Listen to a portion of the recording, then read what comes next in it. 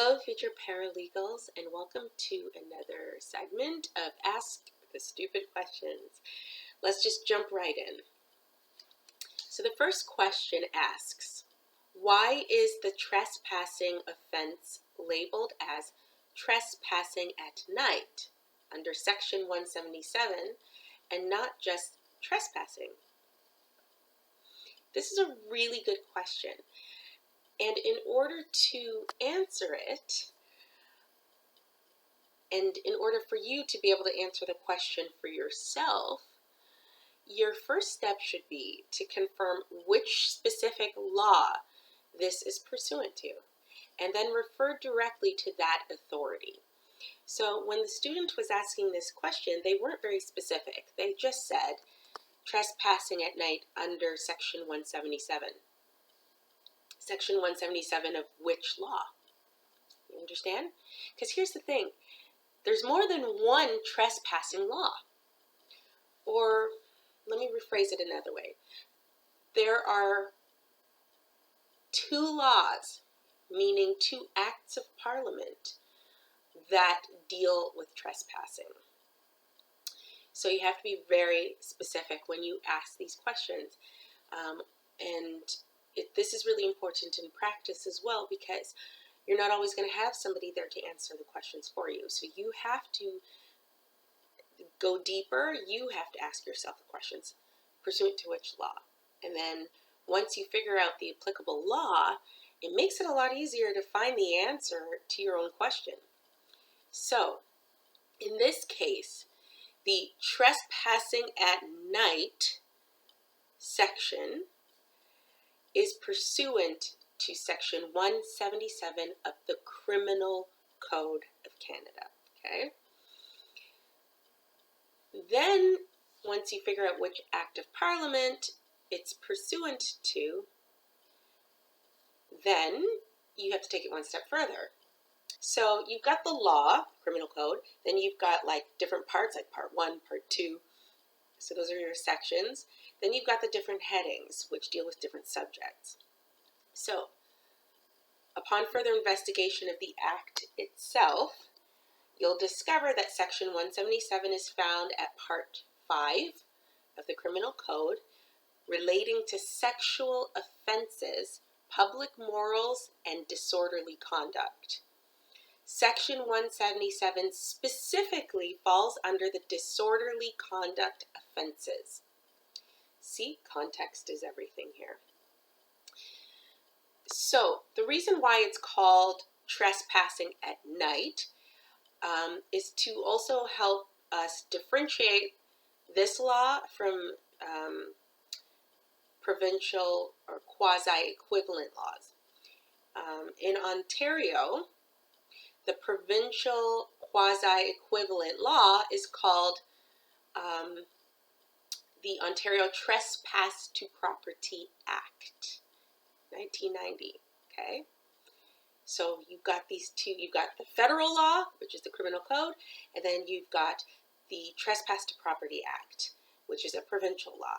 So each deals with trespass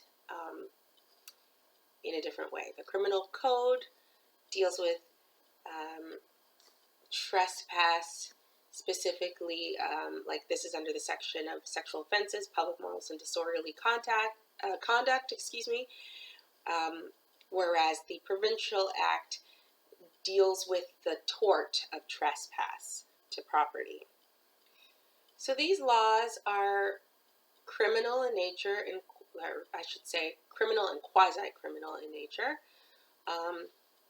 but I think it's important to note that there are available civil options when dealing with trespass to property.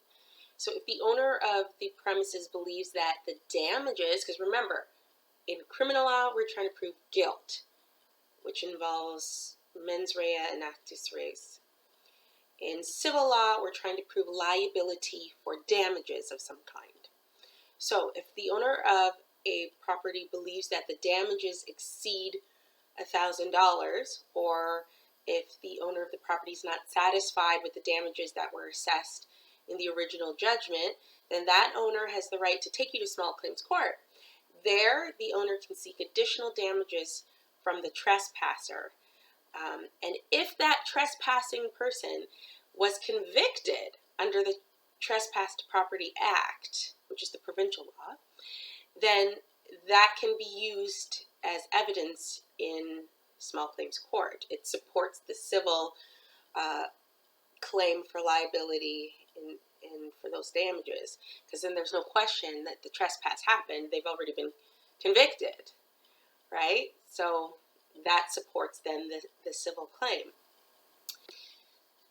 The second question asks, in property law under land title systems, explain what rule off is. Okay, so this is another example where the question itself isn't very it's not specific enough. It doesn't cite a specific section under a specific law, nor does it quote a specific paragraph in the materials, nor does it give me any page reference in the materials. So I have no proper context upon which this question is based, which made it tricky for me to answer because I don't know of anything called rule off. What's rule off? I don't know. And so then I'm left trying to figure out what the person asking the question meant to say.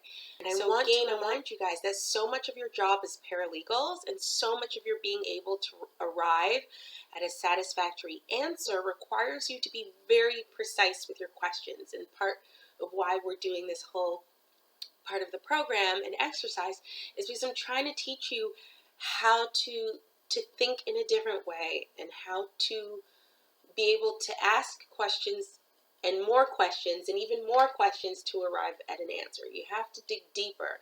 These are skills that are going to help you in the exam and ultimately when you become a licensed paralegal. Okay?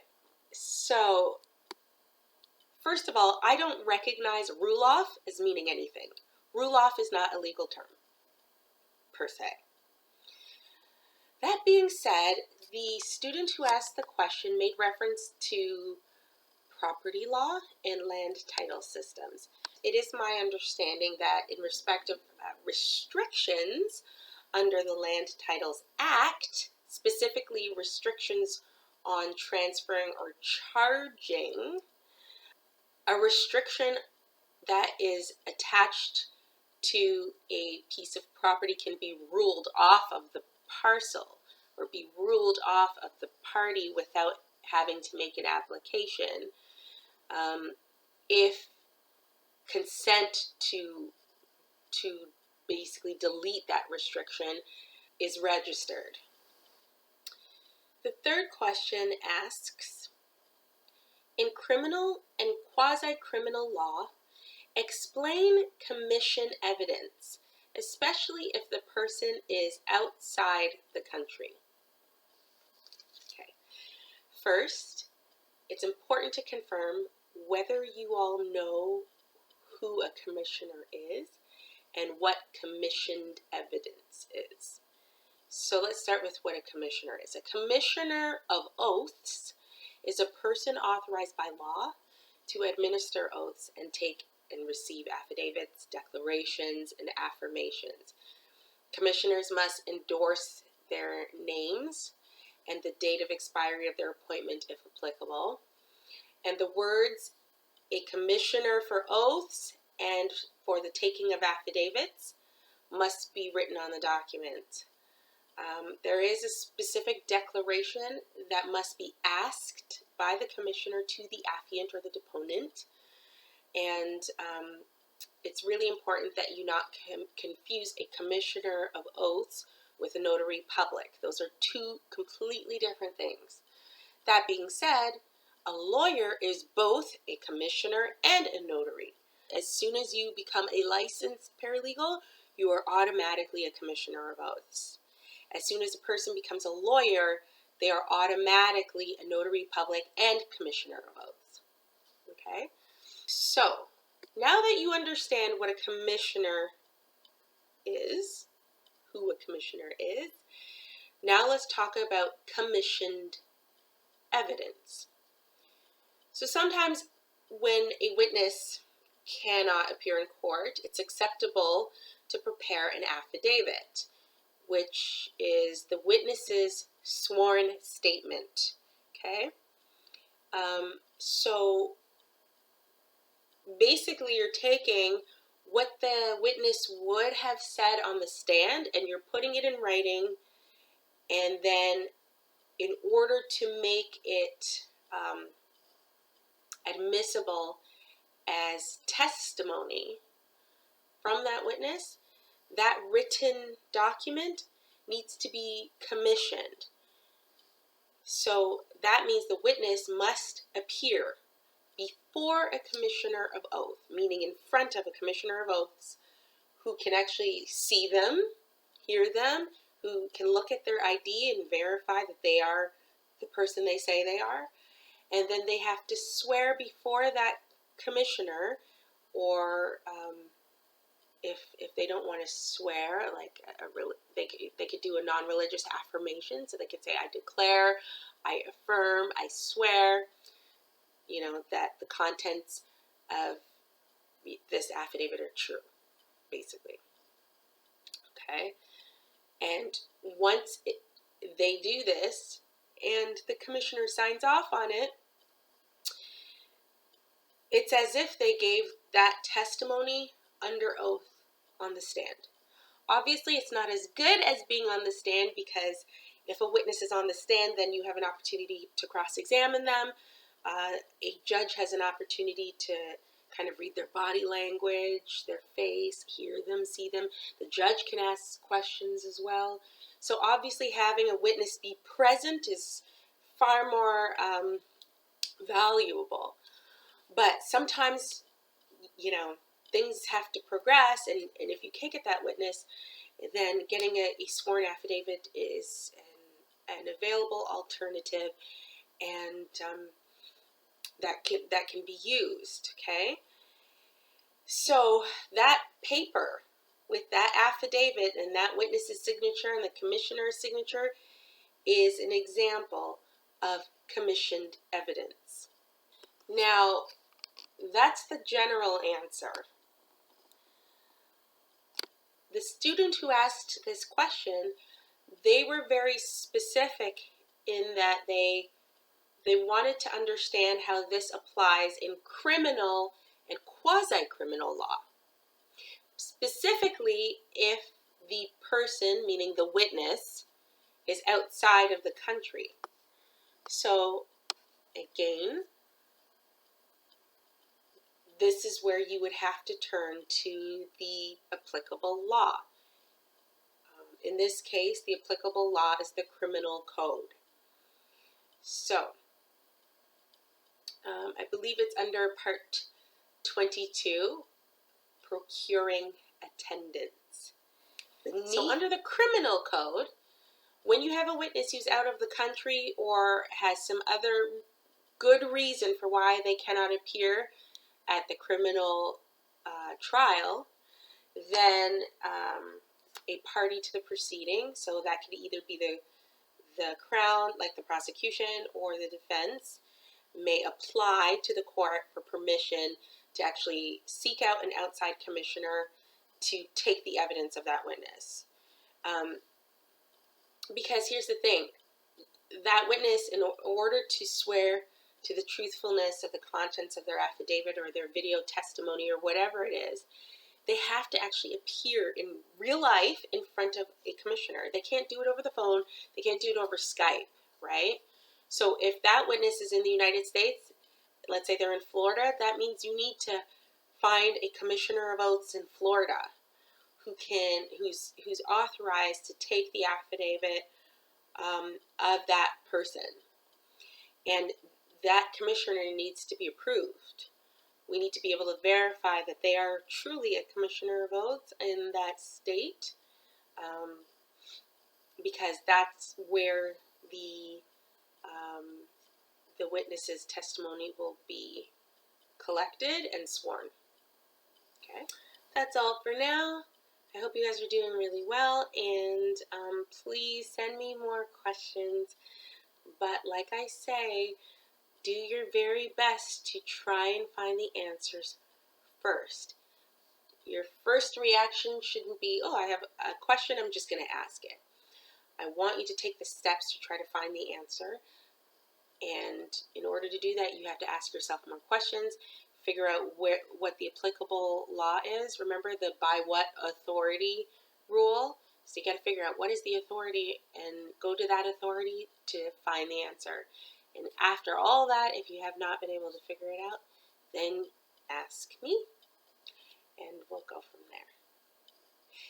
That being said, if you have a question or you come across something really interesting, or if you had a difficult time finding the answers to a question but ultimately found it on your own, I want to hear about that too, and we can share it with the group because maybe it'll help them to learn something. All right, I hope you guys are doing well. It is time for me to go take some Tylenol and try and deal with these contractions. Baby's coming very soon. So I miss you guys, and I hope you're doing well. Bye.